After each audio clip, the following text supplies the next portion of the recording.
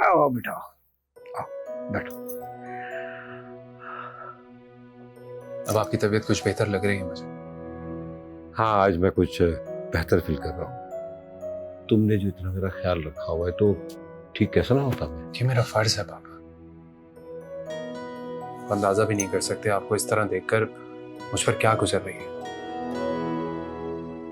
अरे मैंने तो आपको एक्टिवली हमेशा सब कुछ करते हुए देखा है। देखो बेटा, वक्त हमेशा एक साथ नहीं रहता। अब मैं बूढ़ा हो गया हूँ, मेरी हड्डियों में अब पहले वाली ताकत नहीं। बूढ़े तो आप नहीं हैं और ना कभी हो सकते हैं। आप मुझसे भी ज्यादा यंग और हैंडसम हैं। आखिर बाप किसके हैं? बहुत अच्छा लग रहा है आपको इस तरह खुश देखकर। बेटा, मेरी खुशियां तो अब सिर्फ तुमसे जुड़ी है। तुम खुश हो तो मैं भी खुश। अच्छा पापा, मैं रमीज के ऑफिस जा रहा हूँ। आपको वो पार्टनरशिप का बताया था ना मैंने, उसके कुछ पेपर्स रह गए, वो साइन करने। हाँ हाँ बिल्कुल जाओ बेटा, अल्लाह तुम्हें कामयाबियां दे। जैसा तुमने सोचा है वैसा ही हो इंशाल्लाह। बस मैं जल्दी आ जाऊंगा। और हाँ, मेडिसिन आप टाइम पर ले लीजिएगा प्लीज। भाई तुम आराम से जाओ, मेरे लिए परेशान मत हो। पापा, जिस तरह आप मेरे लिए परेशान होना नहीं छोड़ सकते, मैं भी नहीं छोड़ सकता। बस आप इस बिस्तर को छोड़ने की तैयारी करें, ठीक है? आता हूँ। तो बात बेटा, मुझे तुमसे एक बात करनी है। हाँ, हुक्म कीजिए। फवाद बेटा, तुम अपना बिजनेस शुरू करना चाहते हो ना? जरूर करो बेटा, मुझे बहुत खुशी होगी। मैं तुम्हें खुश देखना चाहता हूं। बस तुम मेरा एक काम कर दो।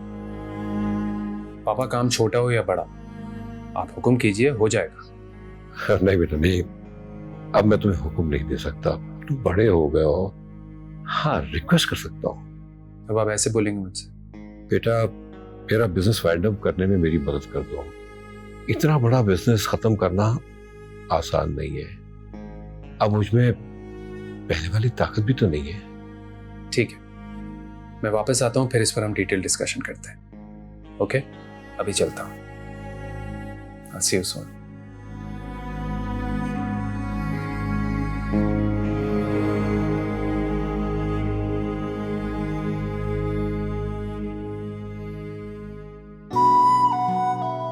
राबिया, राबिया।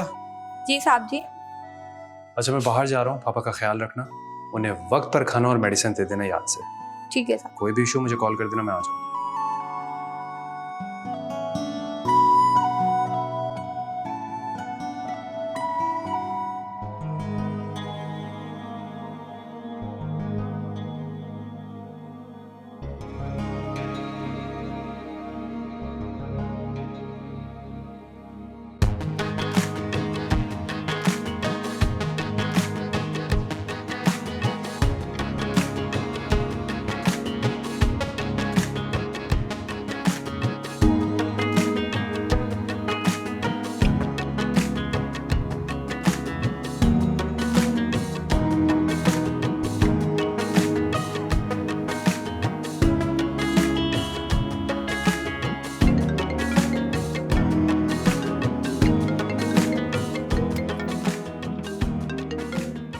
हेलो।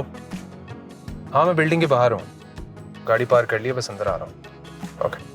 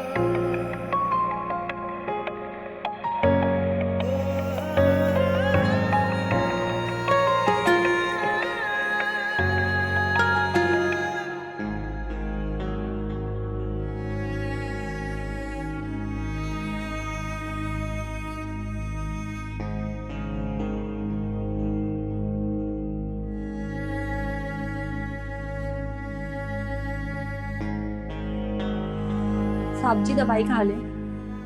तुम रख दो, मैं खा लूंगा। नहीं साहब जी, आप अभी खा लें। फवाद साहब मुझे कहकर गए थे कि मैं आपको वक्त पर दवाई खिला दूं। अच्छा, ठीक है।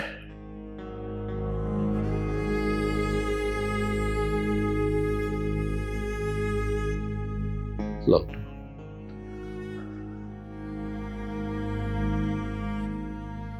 वैसे साहब जी, फवाद साहब आपसे बहुत मोहब्बत करते हैं, बहुत ख्याल रखते हैं आपका। ऐसे बेटे तो किस्मत वालों को मिलते हैं। मैं आपके लिए जूस लेकर आती हूँ। ये लो।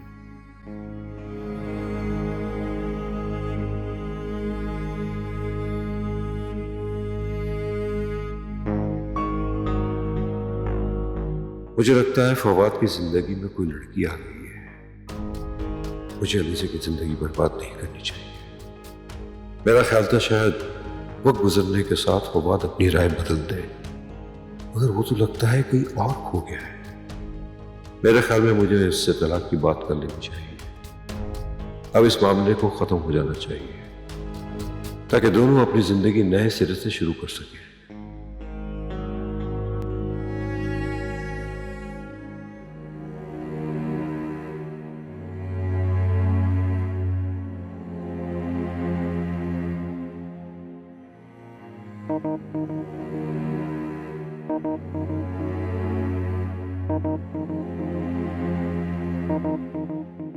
जैन मुझे कल कुछ मुख्तलिफ लगा, और फिर उसका निकाह में लेट आना जरूर कोई बात है जो उसके दिमाग में चल रही है।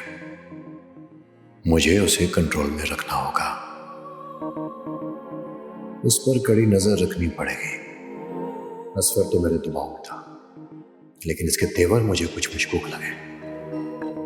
पता नहीं मैंने किंजा की शादी का फैसला ठीक किया या गलत। जैन जितना सीधा नजर आता है उतना है नहीं। कहीं ये किंजा को मेरे खिलाफ यूज ना करे। मुझे किंजा को भी अपने हाथों में रखना पड़ेगा। अकलमंदी से काम लूंगा तो ही सब कुछ मेरे हाथ में रहेगा।